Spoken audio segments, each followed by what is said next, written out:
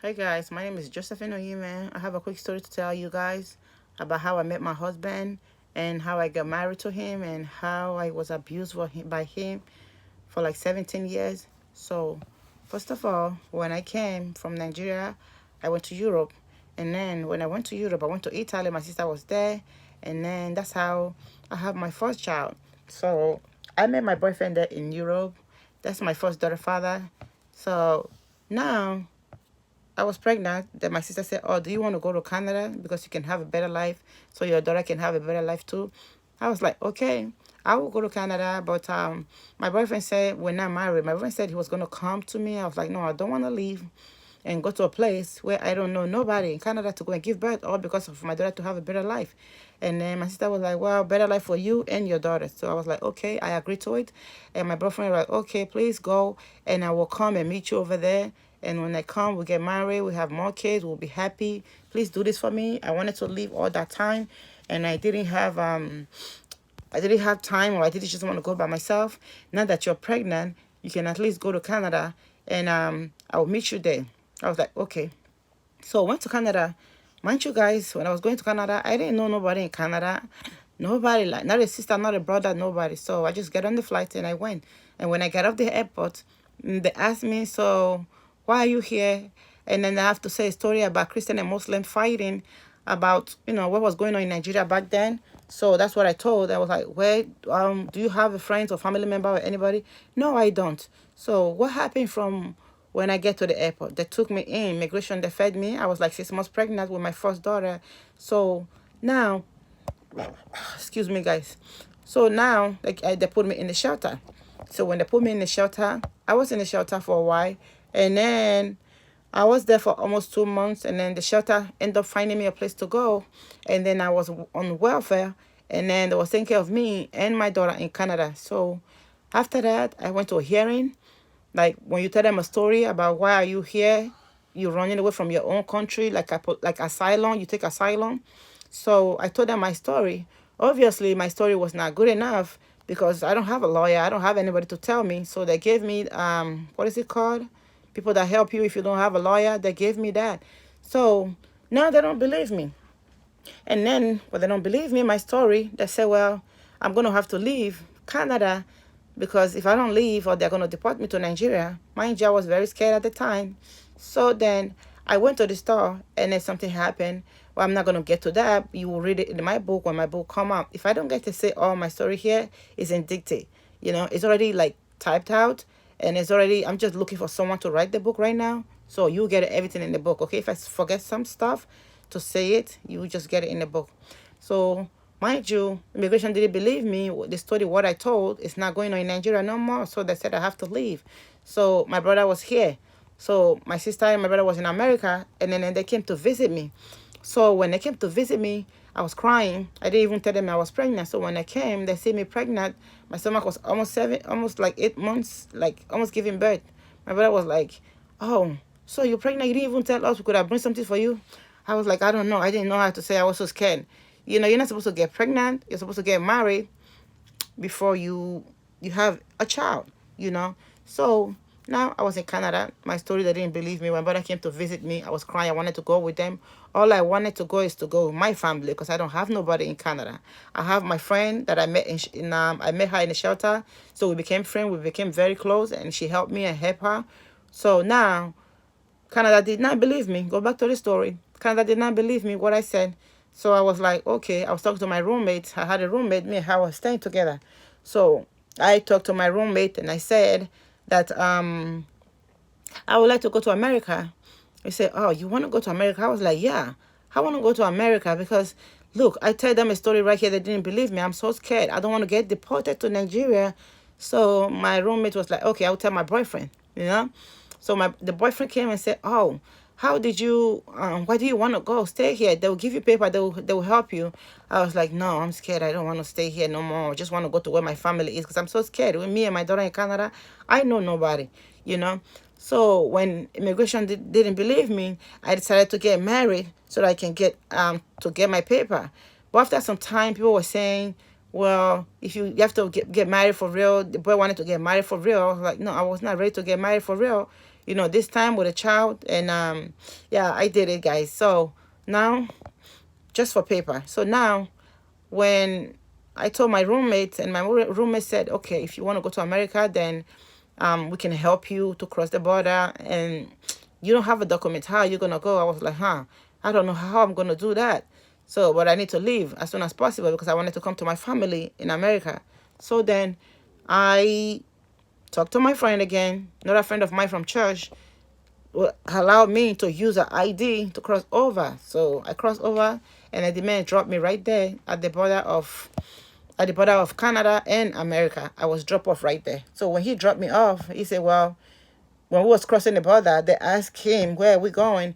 He said that we are going for vacation. We're just going for the weekend to do shopping and come back.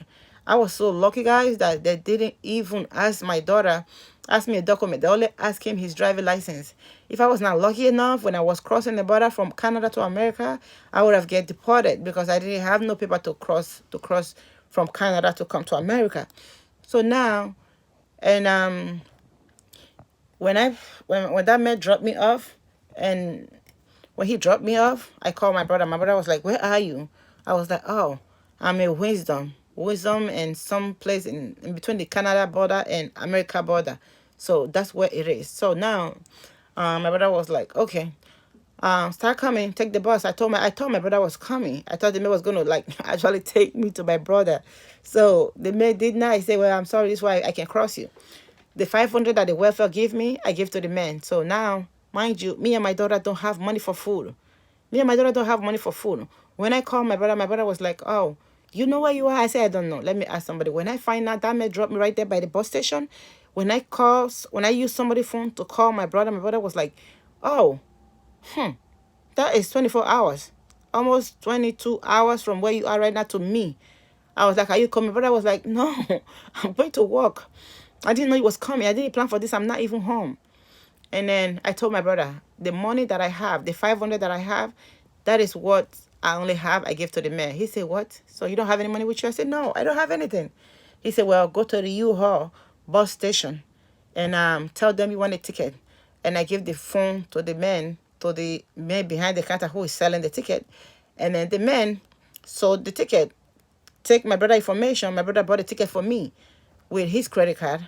So now my brother get a ticket for me. I didn't tell my brother that I didn't have any money for food.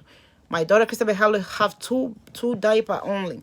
So that two diaper, we was in a bus for 10 hours. When we get on the bus, my brother used his credit card to buy me a ticket. So that's how I was able to get on the bus, right? So now when I get on the bus, everybody, like, I think after 5 hours they stop. Everybody want to eat and drink. I didn't stop because I did not tell my brother that I didn't have money. My brother would have tell the counter to charge the ticket and the money and give me cash. I didn't tell my brother.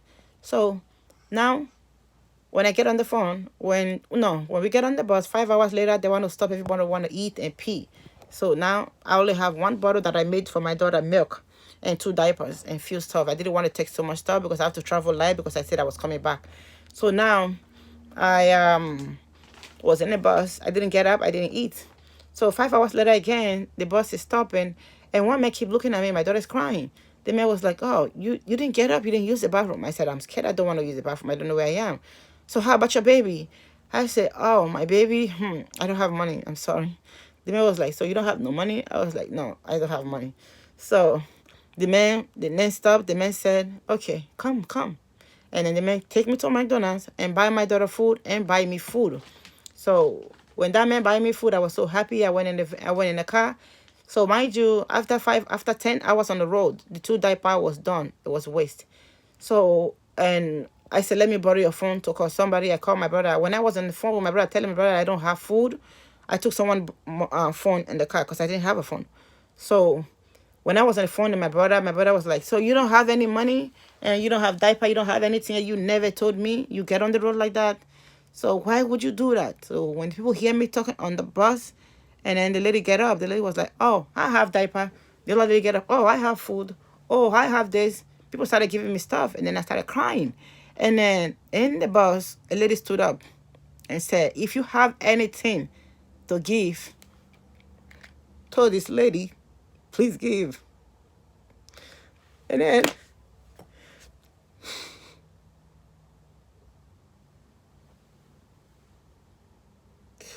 everybody says hi to me inside the bus. Once they give me food. They give me food.